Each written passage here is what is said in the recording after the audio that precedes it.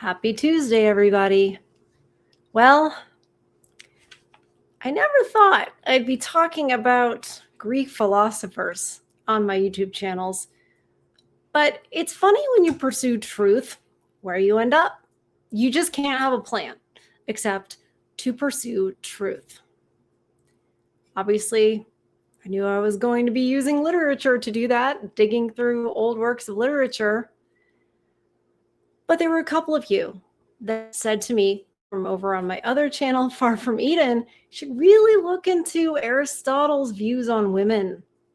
And I was like, I'll do that. And like, put that down on the list of the many good suggestions from you guys. It was on the list. But then last week, I think Saturday, over on Far From Eden, we covered Socrates. I chose to cover Socrates over there because he didn't write anything or publish anything. There's no printing press, but he didn't like write it down and like, here you go. But he has some interesting views.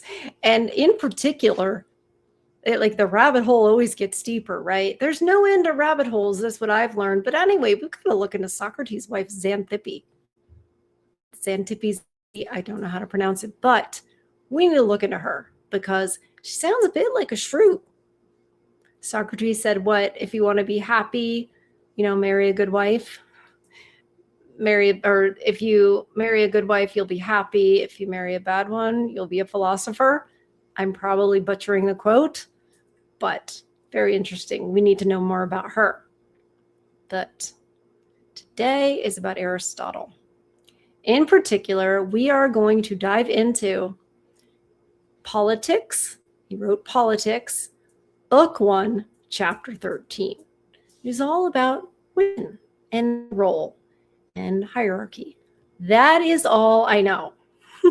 So I am bracing myself and buckling up. And if you've never heard it, you might want to do the same. But it might be oddly satisfying. And if you're a lady, hey, come with an open mind.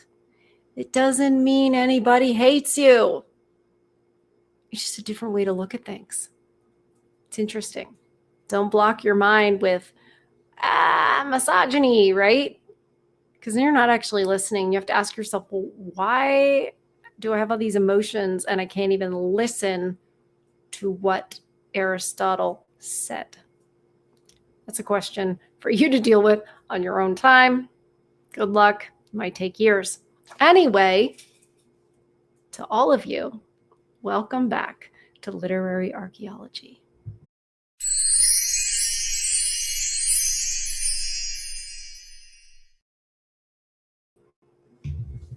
Okay. It's exciting. I'm kind of a nerd. Kind of a bookworm nerd type. If you're new here, if you're not, I'm telling you something that is not news. But hey, as we've discovered, we're all a bunch of weirdos over here. All right, chapter 13. It is evident even that in the due government of a family, greater attention should be paid to the several members of it and their virtues than to the possessions or riches of it, and greater to the freemen than the slaves. But here someone may doubt whether there is in any other virtue in a slave than his organic services, and of higher estimation than these, as temperance, fortitude, justice, and such, like habits, or whether they possess only bodily qualities. Each side of the question has its difficulties. For if they possess these virtues, wherein do they differ from free men? And that they do not, since they are men and partakers of reason, is absurd. Nearly the same inquiry may be made concerning a woman and a child. Whether these also have their proper virtues, whether a woman ought to be temperate brave, and just, and whether a child is temperate or no. And indeed, this inquiry ought to be general, whether the virtues of those who, by nature, either govern or are governed, are the same or different, for it is necessary that both of them should partake of the fair and good. Why is it also necessary that, without exception, the one should govern, the other always be governed? For this cannot arise from their possessing these qualities in different degrees. For to govern and to be governed are things different in species, but more or less are not. And yet it is wonderful that one party ought to have them and the other not.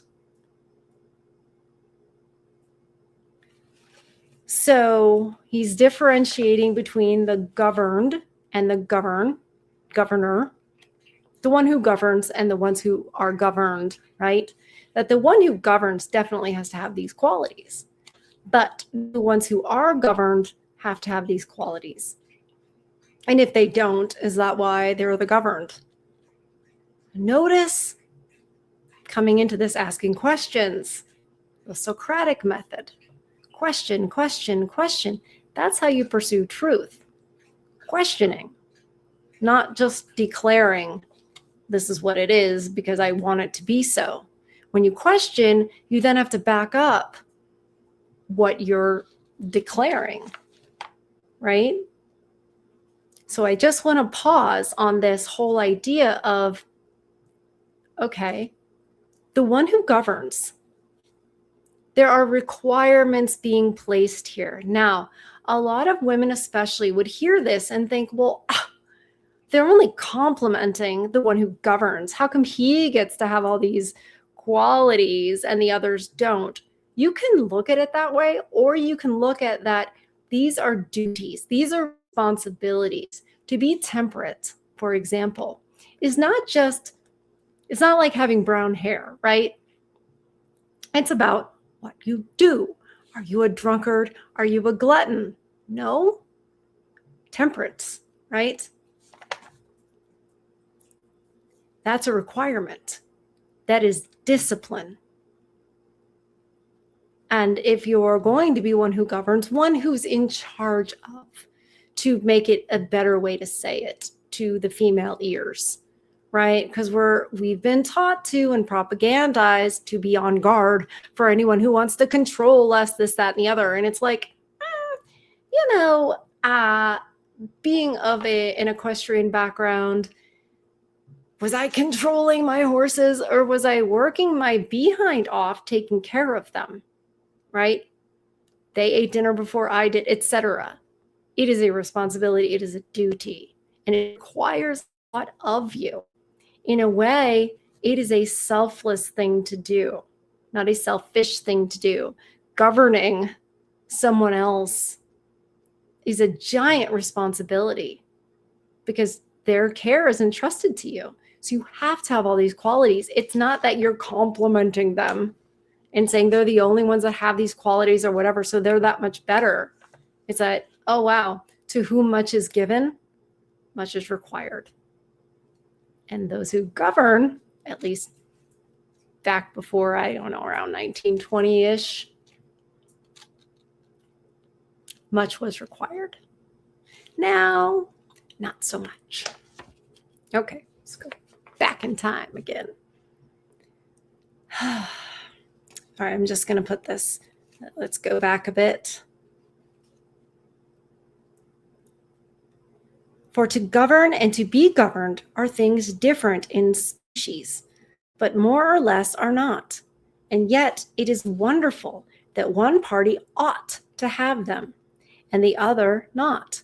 For if he who is to govern should not be temperate and just, how can he govern well? Or if he is to be governed, how can he be governed well? It's a good point. Good point. For he who is intemperate and a coward will never do what he ought. It is evident then that both parties ought to be virtuous, but there is a difference between them, as there is between those who by nature command and who by nature obey. And this originates in the soul, for in this nature has planted the governing and submitting principle, the virtues of which we say are different, are those of a rational and an irrational being. I wonder which is which, right? But you know who's also irrational? Babies, infants, 2-year-olds.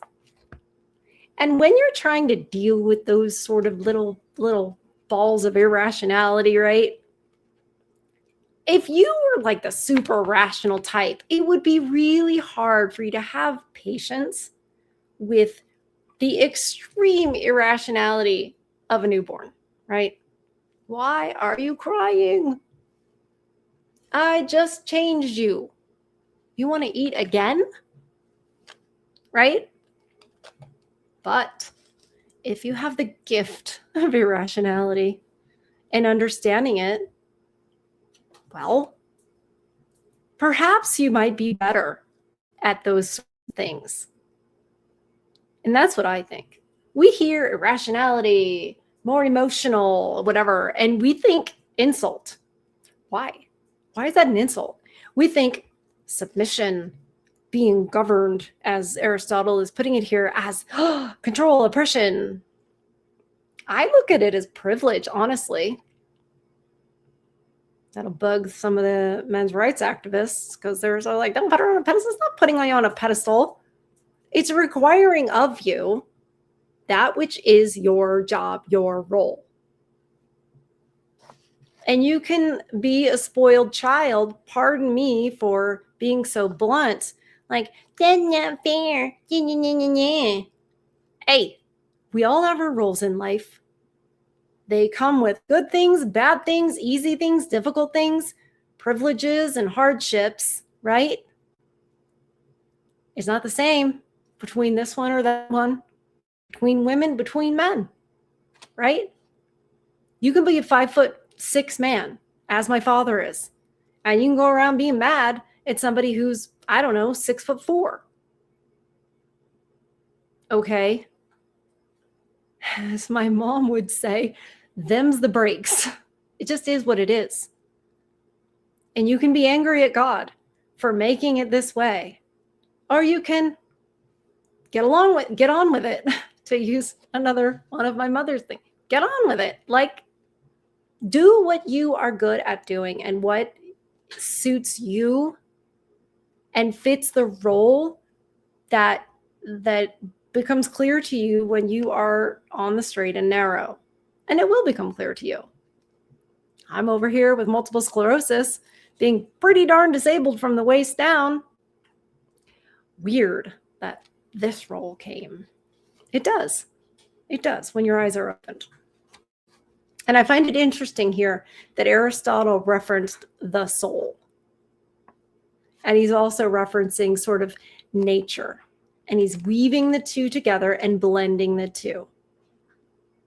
Because you can't really separate the two when you know the truth. I'm not saying this is what Aristotle believed, but God made the nature. So it kind of stands to reason that, you know, natural order and God's perfect order are the same thing. kind of proves God, really, actually. Like, unless you want to have more faith and try to say this out of nothing. Okay.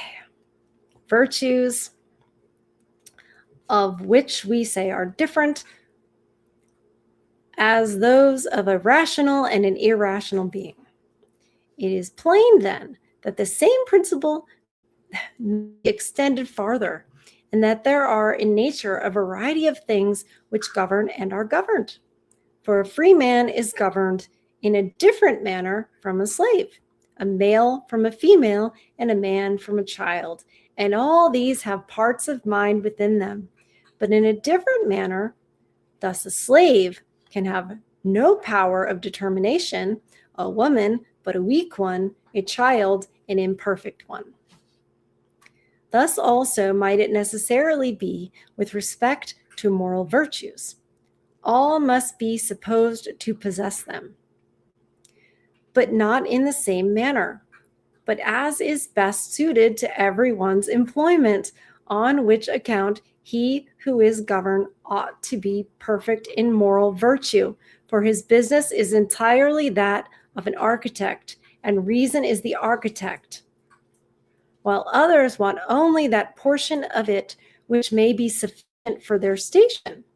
From whence it is evident that although moral virtue is common of all those we have spoken of, yet the temperance of a man and a woman are not the same, nor their courage, nor their justice, though Socrates thought otherwise.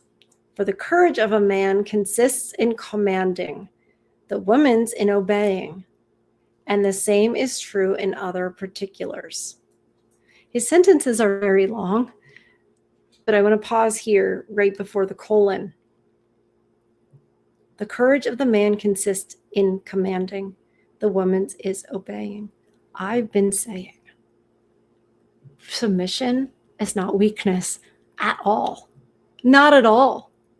And trust me, it takes a lot to be in charge. I mean, how often have you thought to yourself as a woman, like, I'm in charge. I don't want all this. No, thank you. Right? Well, the guy's got to do it. You don't have a choice. Here, dude, make all this work. Okay, what if I don't want to? Too bad. Right? Your family, you're the father, you're the dad. Got to do it. Woman, I don't want to do what he says. Too bad. Got to do it. It makes it work.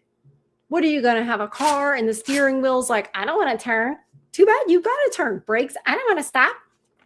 Everything's got to do its job or it falls apart and doesn't work the way it's not a car if those things aren't going to do what they're supposed to do.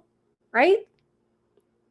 So there's nothing in here that is insulting to women at all. Not at all. In fact, I find it to be actually pretty complimentary so far. Descriptive, not insulting.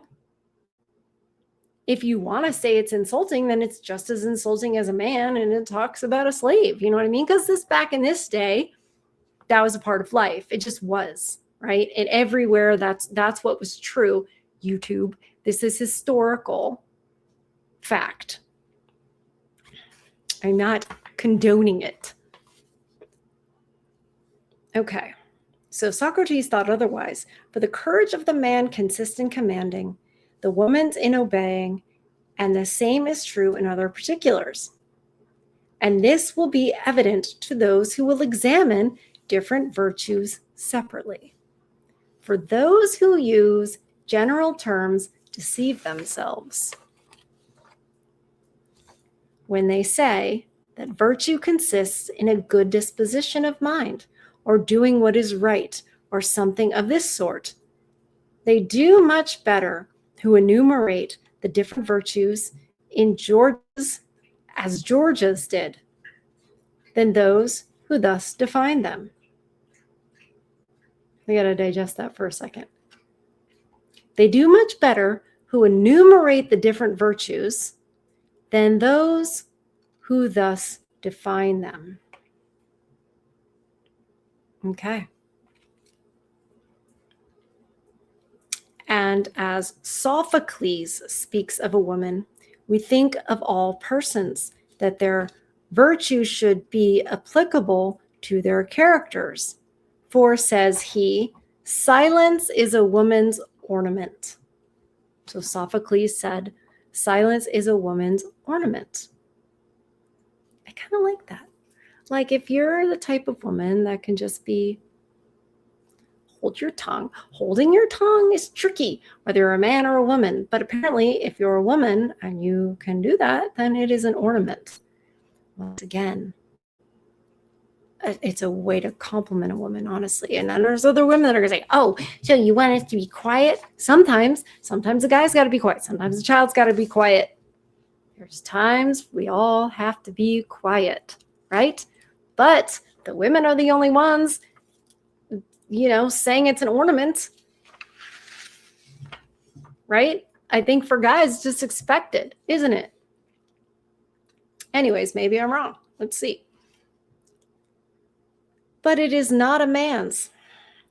And as a child is incomplete, it is evident that his virtue is not to be referred to himself in his present situation, but to that in which he will be complete, and his preceptor.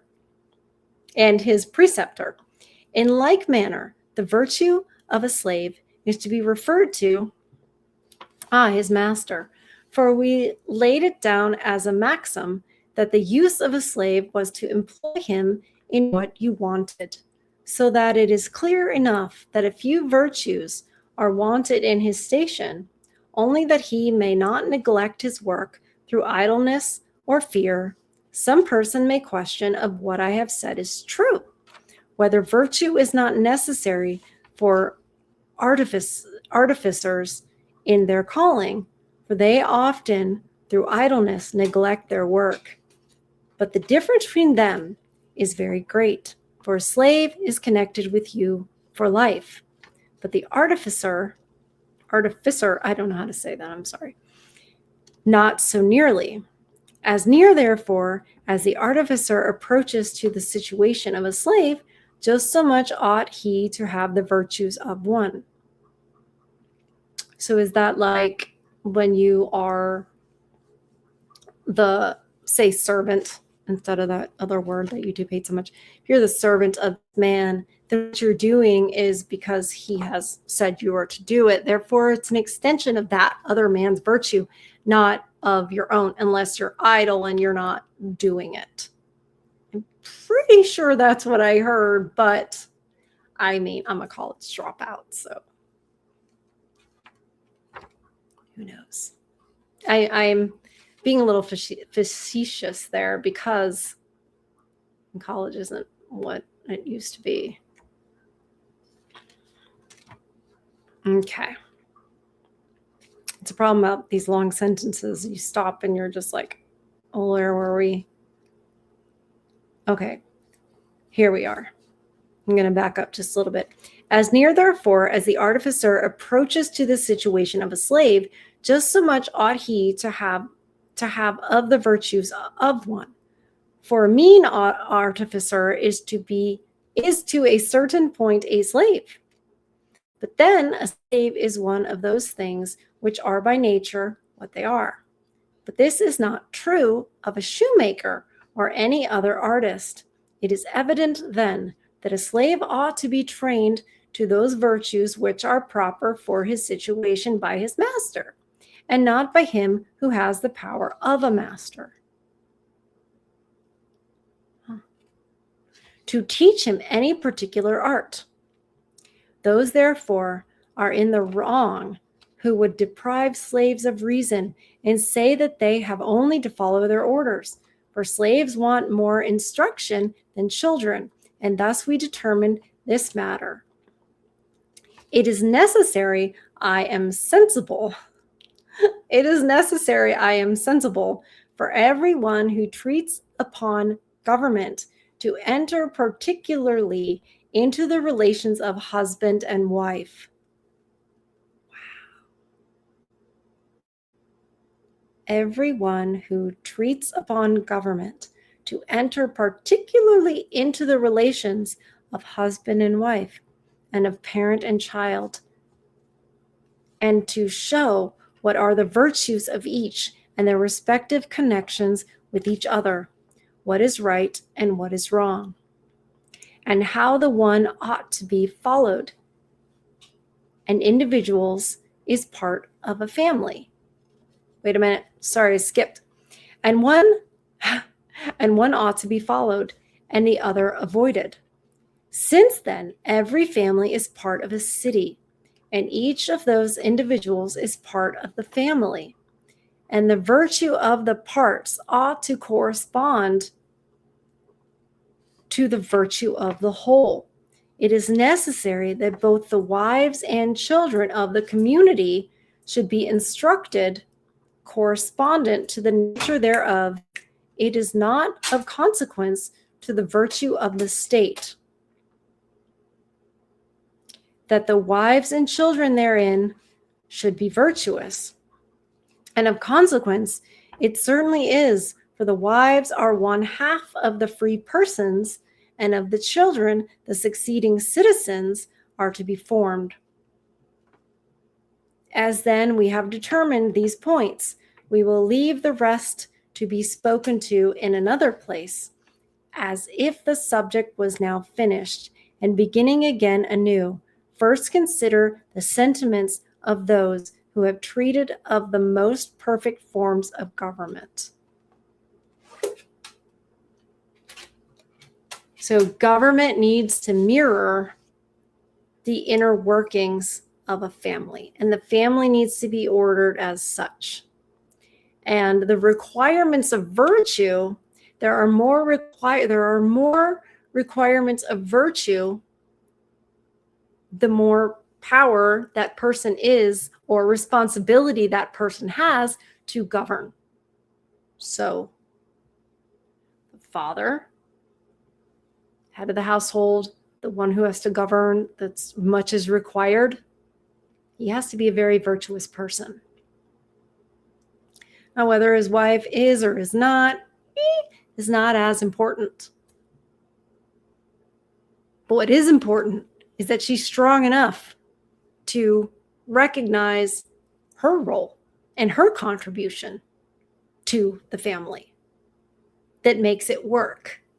Just as if the father doesn't do what he's supposed to do, right?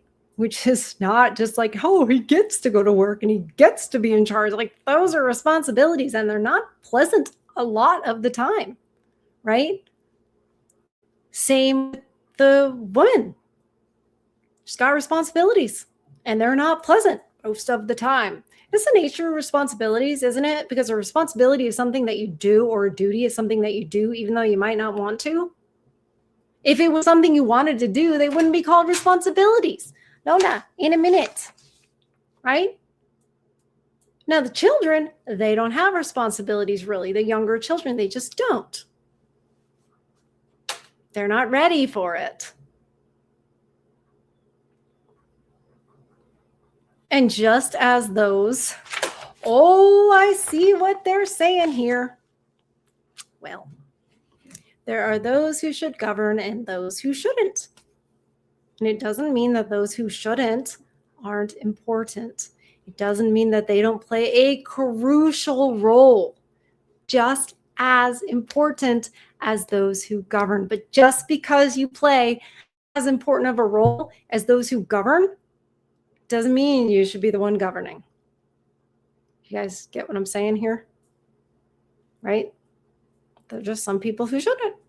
Back in this day, the men governed, and all the other people that this treatise or portion of a treatise refers to didn't.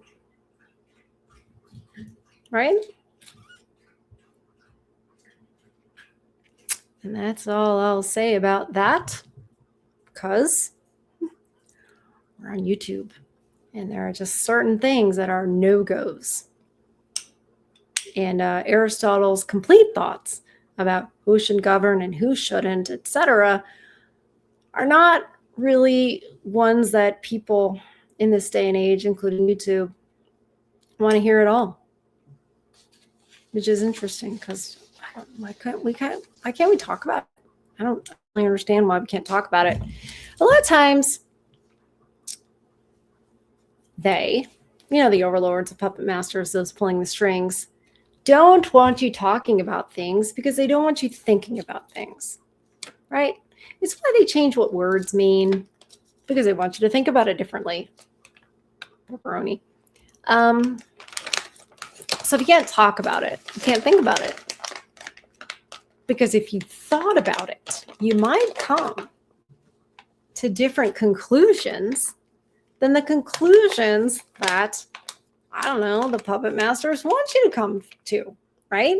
If we spent more time learning about Aristotle and Socrates and what they thought, like what they really thought, like, Politics Book 1, Chapter 13, if we spend more time learning what they really thought and examining these things, asking questions as Socrates encouraged us to do, to get to the truth of these things, if we could honestly examine these things rather than learning all the Greek gods, right? Because you had to learn that, right? We all learned that in elementary school and middle school. Can you imagine if we were learning the concepts? If we even heard a funny story about Socrates and his wife and what Socrates thought about that. Or we learned what Aristotle thought about governing and being governed. Imagine learning that when you're 12 and being encouraged to think about it and come to your own opinion about it based on the reason and the truth that are here. Now, I recently had a conversation with a men's rights activist. I don't know if he's watching or if he's not watching, but I asked him, we came into like, how do you come to your conclusions? Because we were having a disagreement about something. And he said, truth and reason. Well, it wasn't Aristotle and Socrates' truth and reason. It wasn't. It was more like, I don't know, the truth and reason you would get in high schools and college in modernity. And I don't just mean 2026. I mean like 1980 or 1970. Because this, even if you learned it, you would have to learn how misogynistic Socrates and Aristotle were. I mean, they were such great thinkers, but in some ways, they were backward, right? Brilliant philosophers. The foundations, of the West. Except though, don't pay any attention. Sorry, I got a little crazy. Don't pay any attention to what they said about this. That won't take the West where we want it to go. That won't take the world where we want it to go. Right? If you know, you know. What did you guys think about this? I loved it. I can't wait to see what you guys are saying in the chat and see what all the comments are. I don't know if this is a first time for you reading this or listening to it. Very interesting. Very interesting. Now I just want to dig deeper, right? We're doing literary archaeology. You don't do archaeology and dig, and you're like, oh, well, this is awesome. I guess we'll go home. Oh, no. We're going to get the bigger tools out. We're going deeper. We dig our own rabbit holes around here. So, you guys, it's awesome. Oh, I can't wait to do this with you guys again. It's awesome. But until then, don't forget to like this video. I always forget to tell you guys, please like the video. Encourage YouTube to share it. I mean, people don't know this stuff anymore. They really don't. College graduates, PhDs, they don't know this. Let's make it harder for them not to know it and hit like on the video and share it. Anyways, until I see you next time, feed your souls, protect your peace. I love you guys, and I'll see you on the next one.